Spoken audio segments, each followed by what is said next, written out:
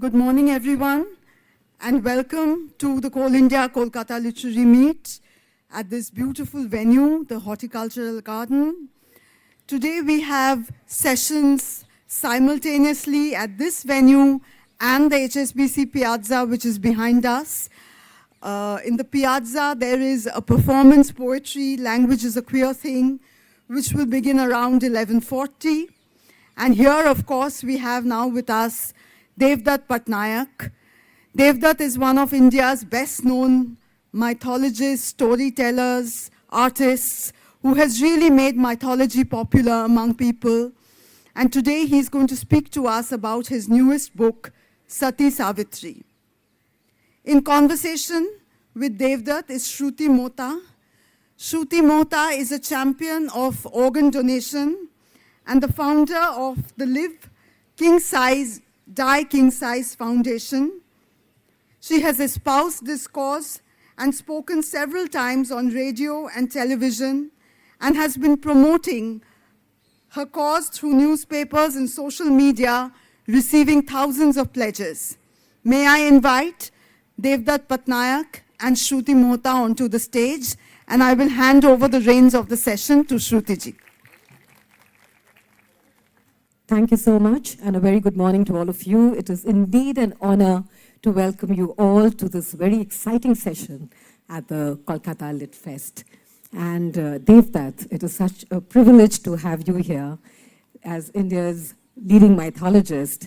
And before we begin, I would like to have a show of hands here. How many who have read at least one book of Devdutt's? One, look at that. And how many who have read at least 2 books by Devdutt? Look at that. How many who've read 3 books by Devdutt? I think we could go on. So it is to your credit. I think, your deep research and your cutting analysis and the simplicity with which you project the stories, that is what has got you these accolades. And you have brought mythology discussions to dinner table discussions. You've simplified it and you've made it accessible to people of all generations. So before we begin, of course, we're very curious to know about your latest book, which is the topic of today's discussion. But before that, if you could know a little about your early life. I believe you were in the medical profession earlier and connected with pharma. So what made you change tracks into full-time writing? And what made you take up this genre in particular, mythology or mythological fiction? I studied medicine, of course, and I worked in the pharma industry. And then I worked in pharma consulting. So I was with Ernst & Young for that. And in my free time, I used to do mythology and I used to write articles in newspapers, which became very popular. And I was very popular in semiotics, people who specialize in semiotics and qualitative market research. But then one thing led to another, and I met Kishore Biyani of Future Group. And when I met him, he said that you should do this full time. Because he said people need this. Because he understood I was connecting mythology with business management. And he said, this is a real need. And I make fun of it, but I'm serious. You always trust a Marwadi businessman. Because they can see things in the market which others can't. And I trusted that because I knew instinctively that this was needed. And people needed to understand India differently. But how do you do it? And and I think he made it possible for me. He made me part of his think tank. And that sort of changed everything because then I had time to do this. It's like tenureship in professors have, it's all about time. If I'm working and doing mythology, then I have only the weekends to focus on mythology. But the moment he made me part of the think tank, I could do the 24/7, I could do this. So really he is there. And after that, he funded me for about 5 years. And then Mukesh Ambani funded me for 5 years. So between Kishore Biyani, who is a retail king, and then of course Mukesh Ambani, who is like another level, I think these two men played a key role in enabling this transformation. So makes it. No, I'm so grateful that they did, and we are all grateful to have you writing about these stories. So while we're on the subject of business and leadership, if you could talk about how do you connect, because you've often connected stories from mythology and given examples in leadership. So how do you blend the two? See, in Hindi, there is a very powerful word called bhavarth. So you look at, whenever you read something, there is obviously shabdarth, which is literal. But behind that, there are structures. So bhavarth basically means emotion, mood, but basically it is the underlying structure of narratives, which is called structuralism in academic circles. So if you study, why do people tell stories? We tell stories because we want to make sense of life. What does life include? It includes politics, it includes economics, it includes philosophy. So when you read a story, you will find economics in it, politics in it, you will find philosophy in it. And we tend to make it over philosophical because most people, in the last 100 years, everybody wants to see only philosophy. We don't value the traditional knowledge of politics and economics. And I saw that. It was very evident. We are the only country which worships Lakshmi. So you just look at Lakshmi stories and you'll understand economics. We are the only, every king in India worships Durga. So if you study the story of Durga, you will understand politics. And nobody had done that before. They would only say, abhi bhi chal raha hai. Many people confuse me with mytho-fiction writers who just retell the stories and write fantasy novels on Ramayana and Shiva and all that. And I'm like, okay, that's fun, but that's not, you're not decoding it. It's a puzzle. These stories are, think of mythology as a puzzle, which is thrown to you by ancestors. They're not telling you, they are giving you a puzzle. Now, difference between giving an answer and giving a puzzle is that दिमाग लगाना पड़ता है puzzle में. फिर दिमाग की बत्ती जलती है. So you solve a puzzle. And so Ramayana is a puzzle. It's to be seen as a bhavartha. Mahabharata is a puzzle. If you understand and if you see it literally, you miss it. You have to see the puzzle. Like a jigsaw puzzle का pieces होता है. तो उसको join करने से कुछ निकलता है. So that's how you figure it out. And it's quite, once you know it, it's quite easy. And I have been doing this for 20-30. It's like Greenfield project जिसको बोलते हैं. Nobody else does it. So good for me. So Very, very fascinating indeed, Devdutt. So, since we are speaking about business, what do you have to say about the role of women in business? Since our discussion is going to be on Sati Savitri and women, what is your take on that? we make business sound exotic, but effectively, if you ask when did humans start doing business, like early human beings, do animals do business? Do plants do business? So if you ask these very foundational anthropological questions, very basic, कि business का मतलब क्या है? At the root of it, it is I give you something and you give me something back. It's very simple, right? At a very basic level, before that, humans would go and attack. तुम्हारे पास खाना है, मेरे पास खाना नहीं है, मैं आपके झपट लूँगा. I'll raid and take money. And then one day somebody said, why do you have to be violent? Why do you have to attack me? Let's figure out a way. First step would have been, अच्छा ठीक है, आप मुझे मारो मत, like in a Bakasur story, कि मारो मत, हम आपको खाना दे देंगे. So that's how taxation evolved. So taxation evolved by, Bakasur saying that मेरे को खाना दो नहीं तो मैं तुम्हें मार दूँगा. So even today that happens. The government will say, I'll raid you, so if you don't pay the money. So that's how taxation, it sounds very facetious, but that's the origin of taxation. And then of course, then they said, hey, this is not okay. This is to gunda ho gaya. So they said, okay, I'll give you some service in exchange. I will protect you from other gundas. So now you become the guardian. So Bhim aake कहता है Bakasur को कि villagers को कि I'll protect you. So now I give you a service, you give me food. So that's how exchange starts. And all great civilizations around the world are built on trading. And it is, in India, you find stories, religious stories, all kinds of stories where there's a giving and taking. जैसे आप, you give something to the gods, तो आप मंदिर में जाके हम नैवेद्य देते हैं. और फिर प्रसाद लेते हैं. So लेन देन हो रहा है. And nobody realizes this. People get very upset. They say, Devdutt, ये commercial है. I said, yeah, commerce is good. Lakshmi aati hai. We have been conditioned not to celebrate because Lakshmi has to move. Nowadays people say money has to flow. I said, ask yourself, Diwali mein aap Lakshmi ka pair kyun rakhte ho? Because you want movement. And people, if you are into symbolism, you never keep the feet, which many people do nowadays, as parallel. Because it doesn't mean movement. It has to be one forward, one behind.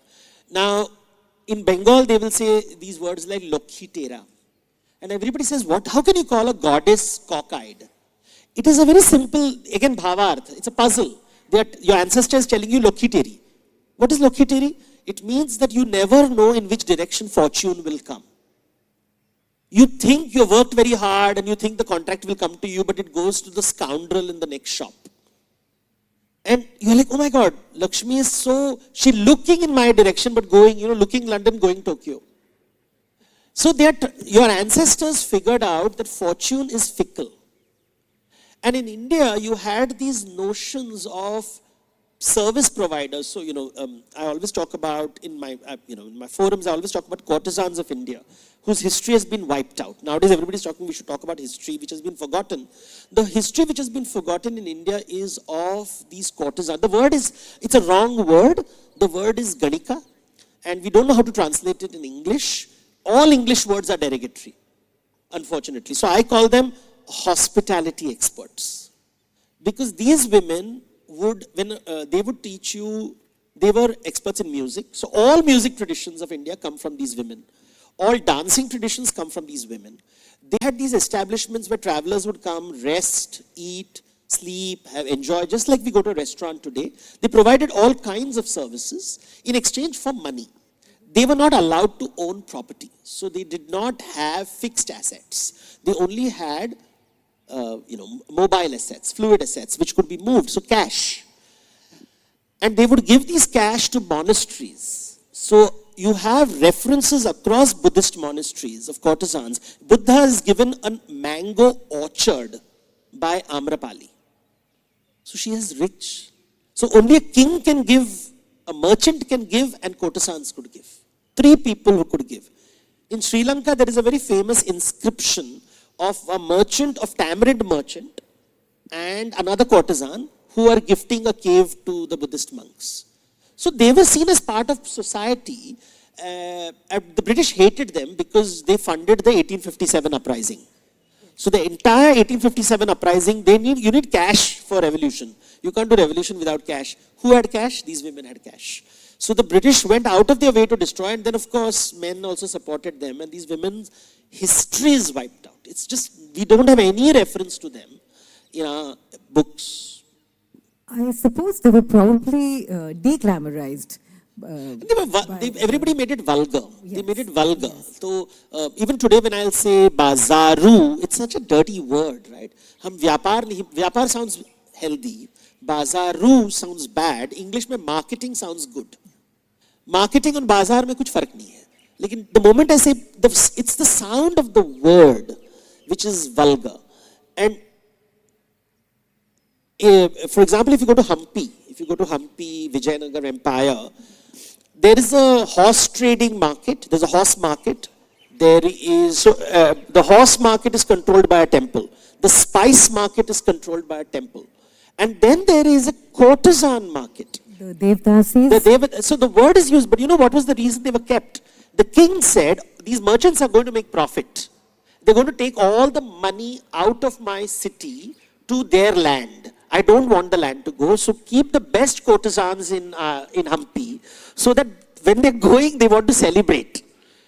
And these women will entertain them and take a portion of the profit and bring it back to the kingdom. So it was an economic reason they are kept. That's why even in Chanakya Arthashastra, they are seen as an industry. There is no morality attached. It's business. Singing is, those days they didn't have phones and music. Today we can just, how do you listen to music? You call these women. How do you listen to dance? You call these women. So these cosmetics, fashion, everything came with these women. And they were independent. They were not allowed to marry, which means, not allowed to marry, they didn't want to marry. All their property would go through women. So a lady would pass on her wealth to the next generation. So this is a different world, which I think we should remember them because they are sort of forgotten. And I always use every forum to talk about them. Okay, so since you mentioned 2 contentious issues, one is about distorting mythology. So I'm sure a lot of people have asked you whether you can be accused of distorting mythology. And the second is, you mentioned the British. So a lot of people feel that the word mythology itself is a gift of the British and the left-leaning who wanted to undermine Indian, the Sanatan Dharma, so to say, and our scriptures by writing it off as mythology, as something that really did not happen. So what do you have to say about both these things? So the word mythology is about 150 years old. Mythos is a Greek word, which means in Sanskrit anuvad hoga akhyan. So mythos means akhyan, logos means shastra. So mythology ka Hindi translation would be akhyan shastra. Is there something wrong with akhyan shastra? But what has happened with Hindi-speaking people, you see, we are very insecure people. Indians have become very insecure. They think the British took the Sanskrit word mithya. And they said mithya se mythology aaya hai. Now that is not true. It comes from English word mythos. And Jagat Guru Shankaracharya said, Jagat mithya brahma satyam. उसका मतलब क्या है, पूरी दुनिया में जो भी कोई बात करता है वो मिथ्या ही बात करता है, सिर्फ भगवान को सच पता है. So then mythology, even from the Sanskrit point of view, जगत मिथ्या, सब मिथ्या ही बात कर रहे हैं. कौन सच बात कर रहा है? No, so ultimately it's just semantics. Mythology is just a word. It's just a word. But we are not actually demeaning the authenticity of our... See, जो चंट होता है ना, वो सब चीज को demean कर सकता है. Because what is demeaning? It's a game of Mapdand. It's a measurement game. So in nature, there is no tree which is big or small. Nature, there are trees. But humans will look at a tree and say, oh, ये छोटा है, ये बड़ा है. आप एक मापदंड से जब दुनिया को देखते हो, इसे संस्कृत में माया कहते हैं. Because you have evaluated it and said, this is small, this is big, this is... So if anybody tells me that you are distorting, I said, what's your benchmark? What is the right way? And then you realize it's their ego talking. Because I'm not saying things that they want to hear. So mujhe agar, and again, if I want to impress, if I want money from you, I will tell you things that you like to hear. But फिर सरस्वती आपके घर में नहीं आएगी. सरस्वती कब आएगी? When your mind has to expand, which means I have to tell you things you have not heard. So whenever Guruji tells you things that you want to hear, he wants your money. When he tells you things you don't want to hear, he doesn't want your money, he wants to give you Saraswati. So now you decide, do you want to give Lakshmi or receive Saraswati? So I tell people, bolo, boli lagao, kya chahiye tumko? If you want your ego to be happy, then pay me money. I will tell you exactly what you want to hear. But if you want to learn what the Shastras have to tell you, I cannot make you happy because you don't know half the things. Na? Brahma Satyam. That is really food for thought. And I think a lot of the naysayers here may have been calmed to some extent. And also, Dev, that you mentioned about the Greek. In your book here, you mention, if I may, with your permission, read out. So, connecting with women, you say, a cigar is sometimes just a cigar, but a woman is sometimes not just a woman. She is an idea. And when she is an idea, she needs to be appreciated within the cultural context. And then you go on to mention that Pandora communicates a Greek idea, not a global one. Saraswati communicates an Indian idea, not a global one. You also go on to say that goddess spelled with a capital G is very different from goddess with a small g. And Egyptian mythology and Greek mythology, they have many goddesses, but no goddess with a capital G. So, in connection to this, what do you have to say about Indian goddesses with the capital G and the small g, and your Sati and Savitri and so many other stories here? Are they goddesses with a capital G or small g? What is it? So that's the fun of mythology. You can keep moving things in different lenses. This is the problem with history. In history, you can't move. It has only one meaning. तो शब्दार्थ की दुनिया होती है. So literal, the world of the literal. So all historians are literal. Mythology is metaphorical, bhavarth. So look at the way, when I was speaking to you, when I said knowledge, I suddenly used the word Saraswati. Now I'm really telling you a concept, but the moment I made it Saraswati, you understood it. It had a far more deeper emotional impact. If you were a Chinese person, you wouldn't get it. It's because you are Indian and you're not just Indian but familiar with Indian culture. Not Indian, just not enough to be an Indian. You're familiar with Indian culture. So the moment I said Lakshmi aayegi, jayegi, look at the way I spoke. I made wealth a concept, that from a concept I made it a person, and the understanding became better. Right? But does it mean Lakshmi exists? Wealth exists. Does Lakshmi exist? आप बोलेंगे पैसा, Lakshmi. Now see how different. That's how mythology works. It's very sukshma. And you're trying to explain an idea. And when you explain an idea using these terminologies, it becomes interesting. Now, very subtle. It's very subtle. हाँ, तो जब हिंदी में मैं बोलूँगा कि वो लक्ष्मी आपके घर आई है, what am I saying? Am I saying a concept? दिमाग के लिए, दिल के लिए, क्या कहाँ, what am I speaking? So, when history can't do this, only mythology can do it. So when I say घर की लक्ष्मी आई है, you say what Lakshmi? Where is the four hands? Where is the lotus flower? Now that, where is the lotus flower में कोई बैठ सकता है क्या? But तुम metaphor समझते नहीं हो, रूपक समझते नहीं हो. Metaphor is a very important thing in literature. That's how you communicate complex ideas. You cannot explain it using simple words. Mythology is not meant for everybody. It is meant for very refined thinkers. So I'm very clear about it. And as I बताओ आपकी, I'm sometimes very rude and I say that औकात के हिसाब से बात करूँगा मैं. समझ में आएगा तो मैं ऊपर जाता रहूँगा. Then you also push me because then together we will travel higher or we'll be in the market level. जो भी आपको सुनना है बाजार की गलियों में जो बात करना है कर लेंगे आपके साथ. बट मजा कहाँ है? पहाड़ों के ऊपर, मेरू के तरफ. So that is where the magic happens. So when you're talking, but now people never caught these words. Like recently I read a translation and I saw, we use the word upper G, lower G because people haven't understood this. The West, when they say there's one God, they only use capital G and it's always masculine, singular, and G, so it's absolute. Indians saying that no, it can be masculine, it can be feminine, it can be a big concept, small concept. So Ganga is a goddess, Yamuna is a goddess. अभी Ganga Yamuna, as per as hierarchy, आप लक्ष्मी को कहाँ डालोगे? ऊपर या नीचे? देवी को कहाँ रखोगे? So now you are being told that there is a hierarchy of things. जो PhD scholar है, जो MA scholar है, जो BA scholar है, जो सिर्फ मेट्रिकुलेट है, सेम नहीं होगा ना. इक्वालिटी की दुनिया में जितना भी बात करो, अल्टीमेटली आप बोलोगे PhD है. और in the business world you'll say billionaire, trillionaire. That वो मापदंड की दुनिया is important. So upper case, lower case of the God is also telling you concepts which the West doesn't understand. वो मूर्ख हैं, उनको समझ नहीं आता है. They don't see nature as a living creature. That is why they're destroying the world. They never saw nature. Prakriti ko we use striling. Prakriti. So we are telling nature is a creature alive. You are telling your children, be careful, don't destroy. Look at this, we are in this beautiful, it's my favorite. And I always tell, when you sit in that Victoria Memorial, that's an artificial structure. This is natural, these are trees. Don't destroy these things. We will destroy because we need to build a house. लकड़ी के लिए पेड़ को काटना पड़ेगा, but कितना पेड़ काटोगे?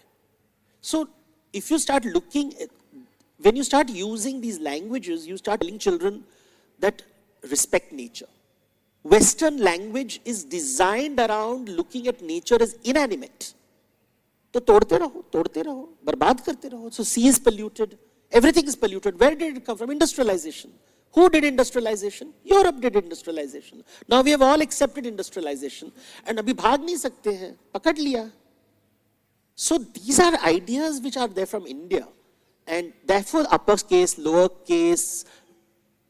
When people are defensive, they use words like आप distort कर रहे हो. I said, भैया तुम्हारी जो गुरुजी हैं, मैं बोल सकता हूँ किस किताब पढ़े हैं वो लोग. I can catch that guruji and tell you are reading Raja Ram Mohan Roy. You are reading Vivekanand. These people lived during the British era. They had a different agenda. They were fighting the colonial powers. You and I don't care we are not impressing Goras, right? Like we come from a very lucky generation. Yes, exactly. Our parents or grandparents they had to deal with these Englishmen. You and I don't have to deal. We talk to them as equals. In fact, in the Devanagari script, there is no concept of an uppercase or lowercase. So we are treating even all the goddesses as equals. I'll tell you something which is not there in this book, since you spoke about the script, in Indian script. Now let me tell you something which is unique about Indian script, which goes only from India and Southeast Asia. So Indian script is designed like this. In the center is the consonant or akshar. Akshar is jiska kshay nahi hota hai. It's permanent. So that is akshar. So ka, kha, ga, gha is akshar. Around it is the matra in a circular format. So in English, how do you write if I have to write Shruti, or let's make it simpler because Shruti has too many joint words. So dev dalenge. There are two consonants, but जो मात्रा है ए का मैं ऊपर डाल दिया, ऊ का नीचे डाल दिया, so I'll put left, right, I go around the akshar to write the matras. Now matras are called feminine, matrika, the goddesses. So बीच में अक्षर होता है and around it मात्रा होती है. जैसे श्री कृष्ण बीच में होते हैं और गोपी सब चारों तरफ होते हैं, वैसे ही हर अक्षर के चारों तरफ मात्रिकाएं होती हैं. या शिवजी बीच में होते हैं और योगिनी चारों तरफ होती है. तो even in the alphabet a philosophy has been embedded, and this design of the alphabet is only found wherever Southeast Asia तक जाता है. Wherever you have, so Thai has it. Thai, if you see the Thai script, if you see the Burmese script, if you see the Sinhalese script, all Indian Brahmi scripts have this. You don't find it anywhere else in the world. It's amazing, very scientific and very beautiful. Yeah. Wonderful. So, you've also written a book about Egyptian mythology called Olympus. So, what do you feel are the similarities and differences between Greek mythology and Indian mythology and other global mythologies in general? And how can mythology be used to unite people of the world in an increasingly polarized world? When the mythologies are different, how can they help to unite and create harmony? So, many children ask this question because everybody says Greek mythology is like Indian mythology, and that's because again the British told us this.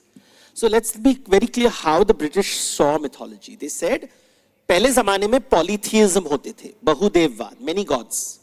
Then you evolve and become monotheistic, सिर्फ one god, and then you become even more, you have atheism. So you'll always see those who are atheists think they are superior to monotheists. Monotheists think they are superior to polytheists. So ये पदानुक्रम बना गया. It's a hierarchy has been created. So that's a Western model. So when they came to India, they said, oh, you have many gods, you are like the Greeks. Because they also have many gods, you have, and that's a superficial reading of mythology. Now let's go to the Bhavarth, which I said structure. Indian mythology का unique feature क्या है?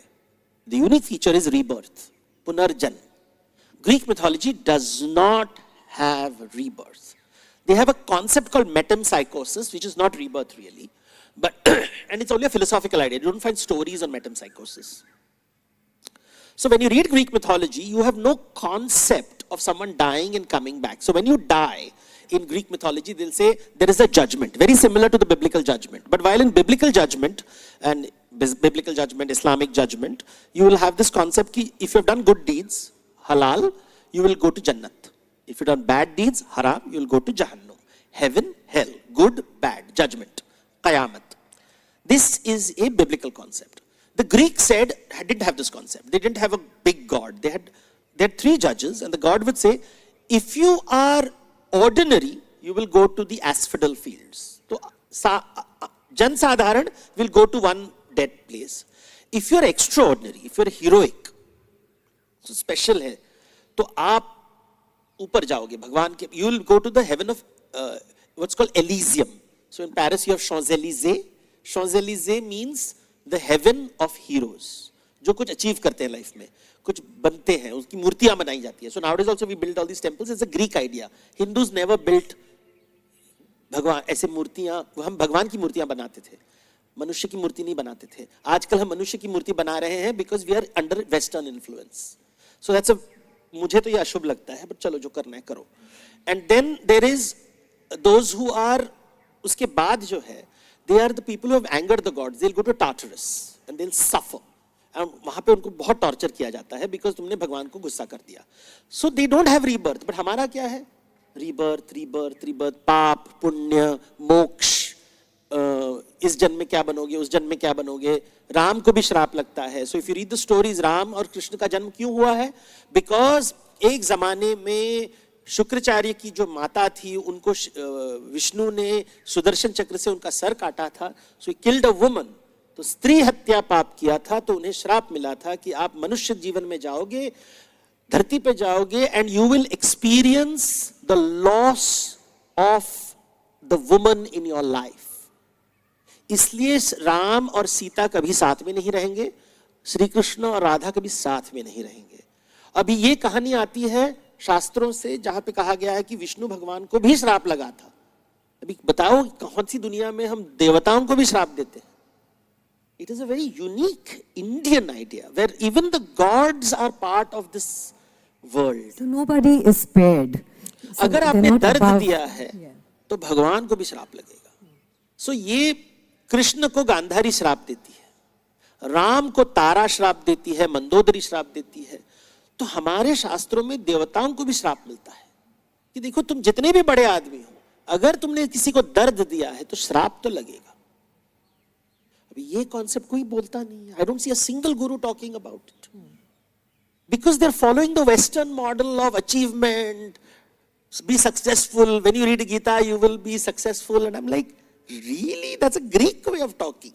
Greeks are obsessed with achievement.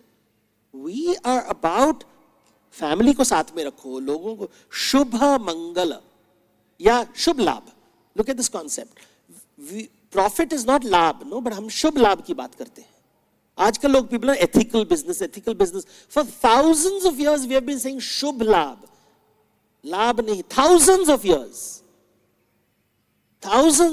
but now the West has introduced ethical business practices after the East India Company. पहले तुम चोरी करो, उसके बाद हमको सिखाओ. लुटेरे बन गए थी. So that's what has happened. So when you read the scriptures, you learn how to deal with conflict. So when somebody tells me this, I'm like, तुम ज्यादा पढ़े नहीं हो. So coming to this book, Sati Savitri, of course, very interesting cover, and I believe the cover has been designed by you. And also the format is a little different because many of your books you have a story-like format. This is a commentary style, and it's a very interesting, interesting tapestry of so many mind-blowing and so many wondrous stories and a whole plethora of characters, each more awe-inspiring than the other, each more amazing than the other.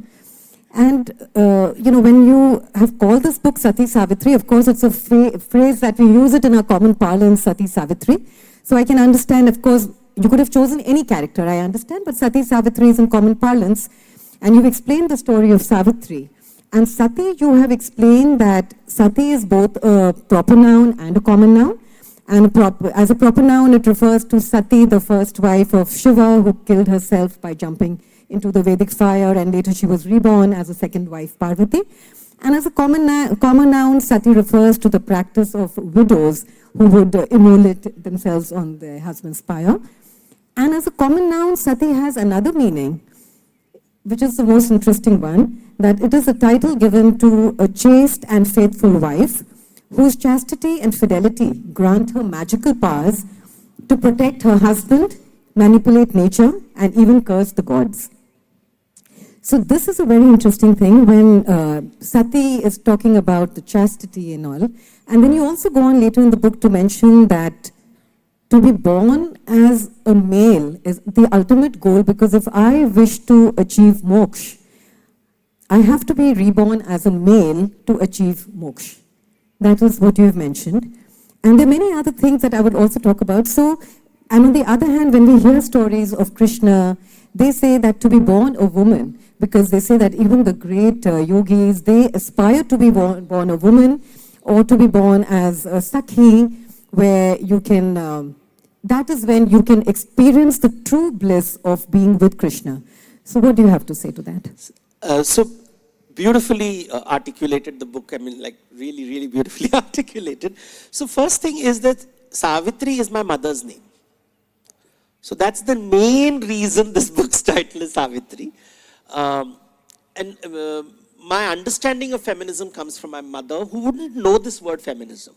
But we never grew up in a household where we thought my mother was in a patriarchal ecosystem, denied by my oppressive father. Because my father was not oppressive. He would just listen to whatever my mother would say, and he would do whatever my mother would say. So our house was controlled by the mother. So everything revolved around the mother, to the point that my friend once commented that you don't talk much about your father. You only talk about your mother. And I said, that's so sad, because my father was such a loving person, but he traveled a lot. And because he traveled a lot, you only saw your mother. The most influence was because she managed the money, she managed the household, she managed everything. And you fought most with her. Your father just came and did Sunday wale uncle, jisko bolte hain. Because, and my mother would always say, you left me with the children. I had to manage everything. You are traveling around the world. So he would always talk about it. But the funny I think he was buying peace. So the point is, so I wanted, and also, in fact, yesterday when I was signing this book at an event, this book was there and there was other books, and one lady walked up to me and said, I don't want this book. I don't want a book about women who are oppressed. I didn't say anything. Now, this is what happens to people when they judge a book by the cover, right? It's happening, it's written over there, feminist stories, but she's saying Sati Savitri and she's recoiling because her memories of this phrase is negative. You're a Sati Savitri types. And anybody who says Sati Savitri types has never read the story of Sati, has never read the story of Savitri, because these are the most independent women in mythology. Sati chooses a husband, walks out of her father's house, fights with her husband, fights with her father, fights with her husband, and finally jumps into the fire. There is nothing demure about Sati. And Savitri chooses her own husband, she fights death, and she tells her father, I'll manage death. And she negotiates with death and gets her husband back. How is this a demure woman?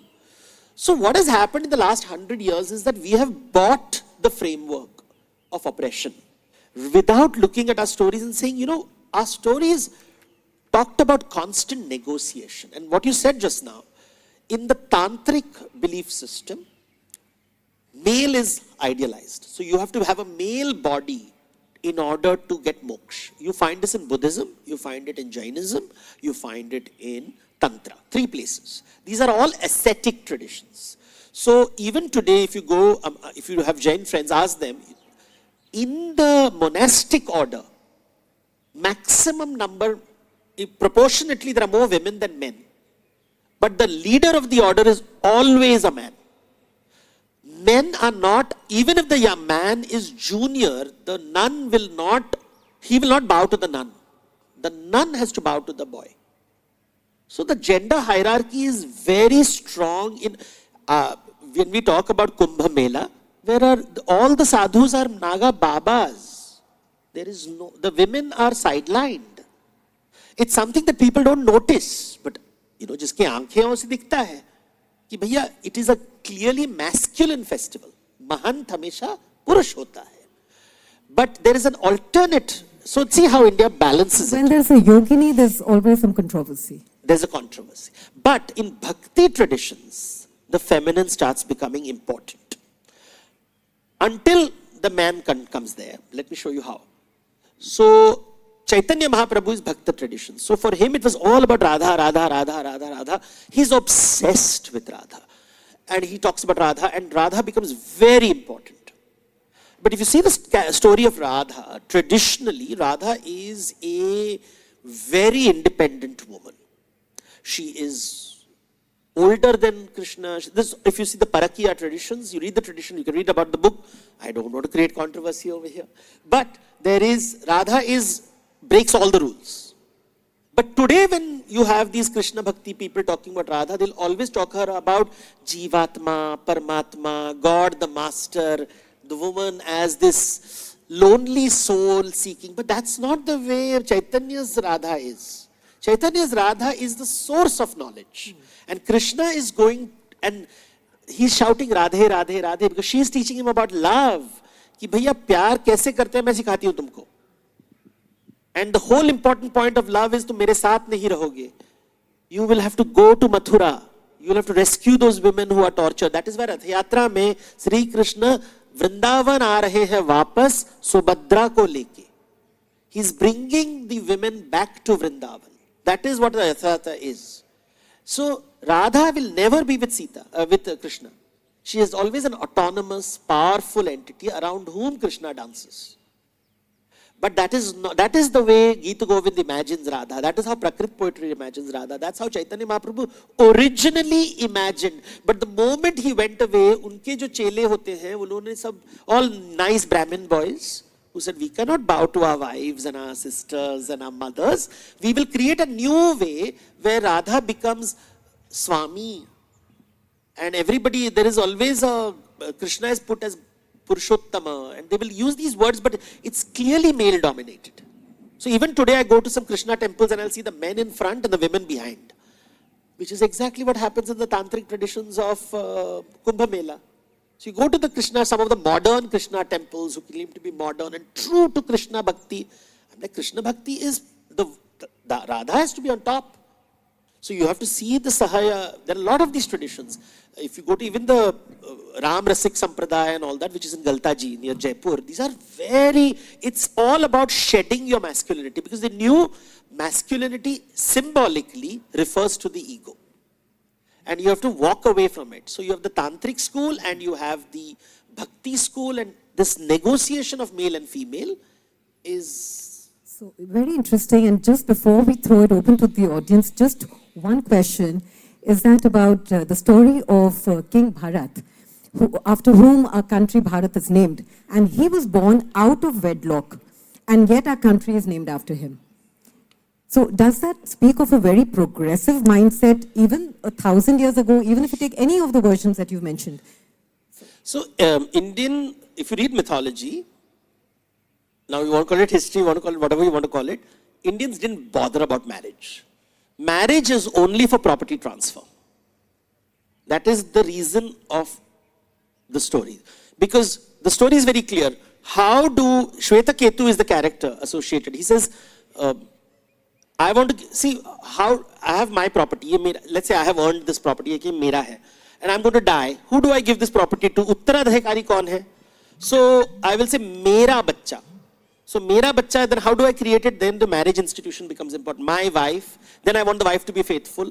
But rishis in the old days didn't bother about all this. They said, see, producing babies is important because pitra rin se mukti prapt karna hai. So you have the rishis will go to Lopamudra. Agastya goes to Lopamudra and says, I want a baby. Will you give me a baby? Because I have to pay the rent. And she looks at him, and the story is told over here. She says, I will bear you a child. What will you give me in exchange? I am a princess. I must live like a princess. You better earn money. Give me all the money in the world so that I can live a happy life, and I'll give you the baby you want. So negotiation is happening. So these are stories which are there in our scriptures, and they talk about marriage in a very practical way. What is the purpose of marriage? What is not the purpose of marriage? So Bharat is born in Shakuntala. I mean, this is one of the Bharats. There are many, many, many Bharats. There is a Jain Bharat. There is a Vedic Bharat. There is a Puranic Bharat. There is Bharat of Ramayana. There is Bharat Muni.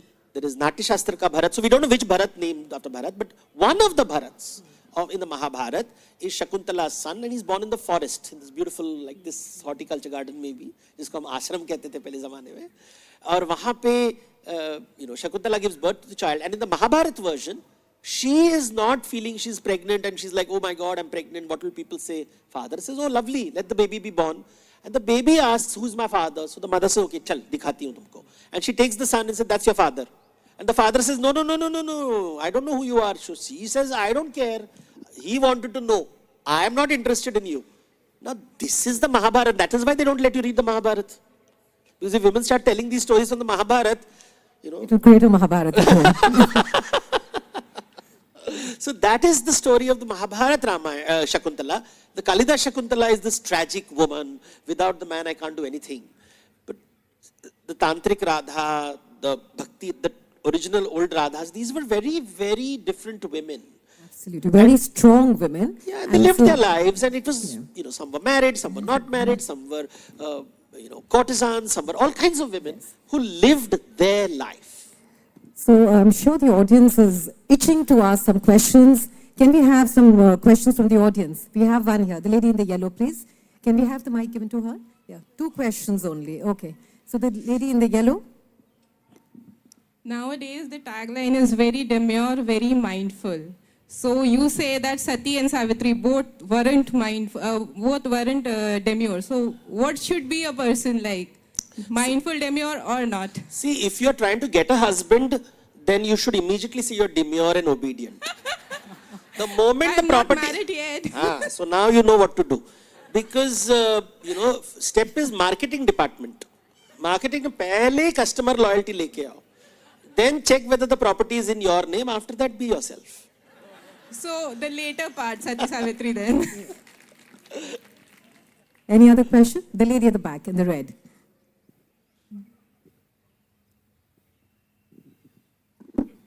Hello.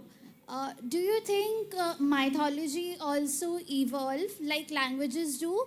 And where do you see mythology in the next 10 years in this age of AI now? See, stories always transform as societies evolve. But one of the questions you asked earlier and I didn't answer.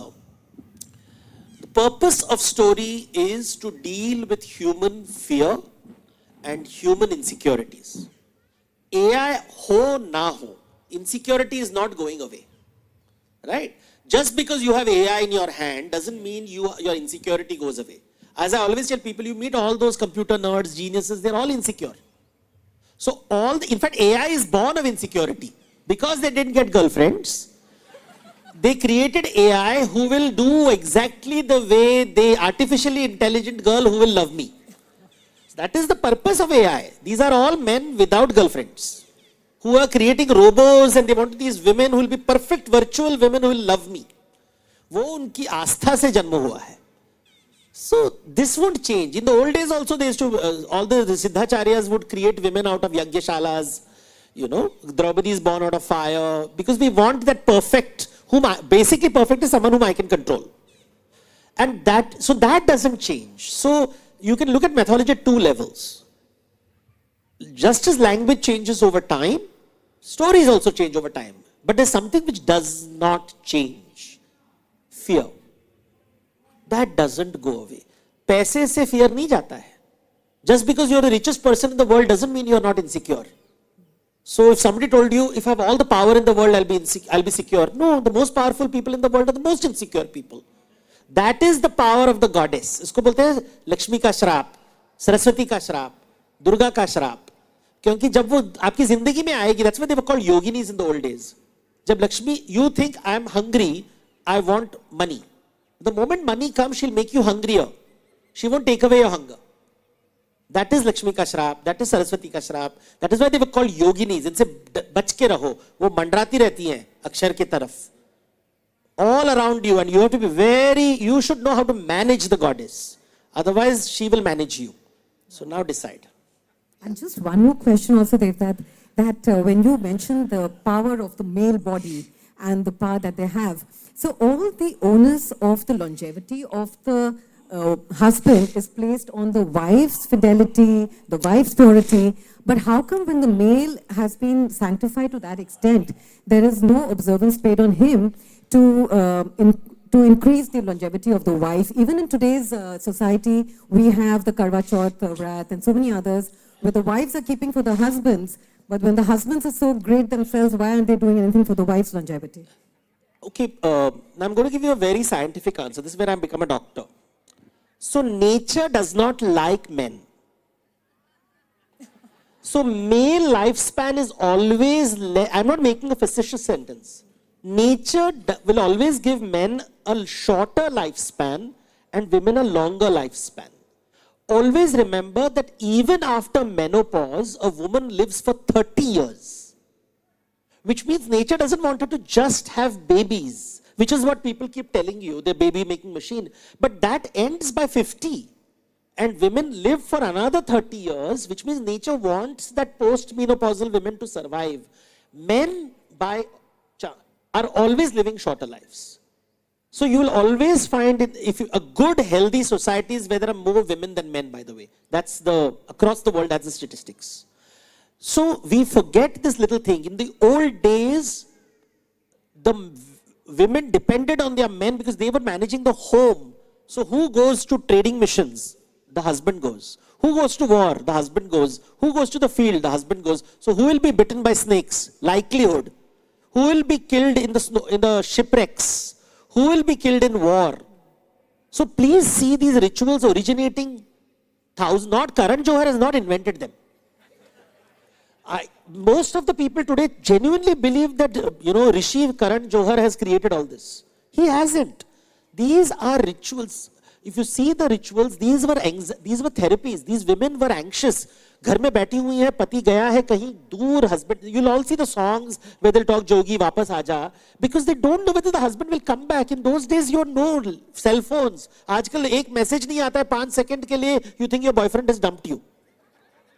In those days, the women didn't know whether the husband was alive. So what does she do for therapy? She does no therapist. She goes to the Mataji and says, मैं व्रत करूंगी. Or vrat is, the modern word for vrat is manifestation. वही है. All Indians only invented. Manifestation is just vrat. Because the woman is insecure. I would see my mother being insecure when my father's flight would be delayed. And she would once tell me, I asked her, why are you so worried? She says, please understand, if he doesn't exist, the source of income, her anxieties, I'll have to start working. Who will manage the household? All those anxieties she's managing. And the only way she can do it is wo puja path karti hai.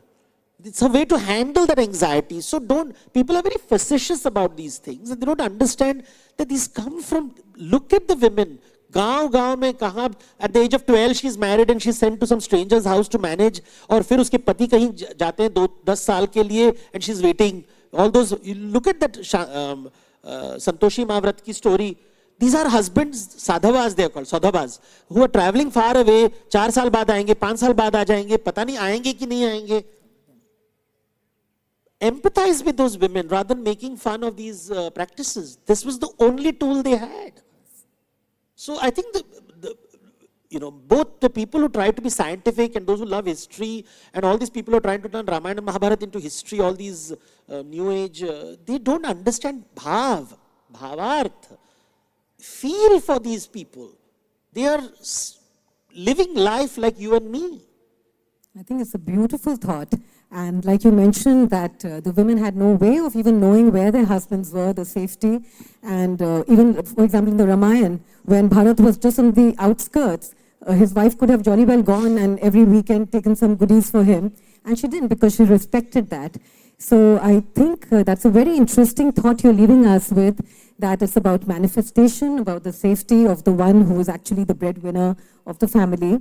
There are many other thoughts, many other questions. I'm sure everyone is itching. I'm so sorry, but time is running out. We could go on the whole day, I think. Next time we should ask Malavika, we should have a whole day with Devdutt. And so it has been a very interesting session, an absolute pleasure and privilege talking with you. And for the audience, there will be these copies that you can pick up. Devdutt has already signed some copies. He'll be happy to sign some more. And he'll be leaving for the airport. He's in a bit of a hurry.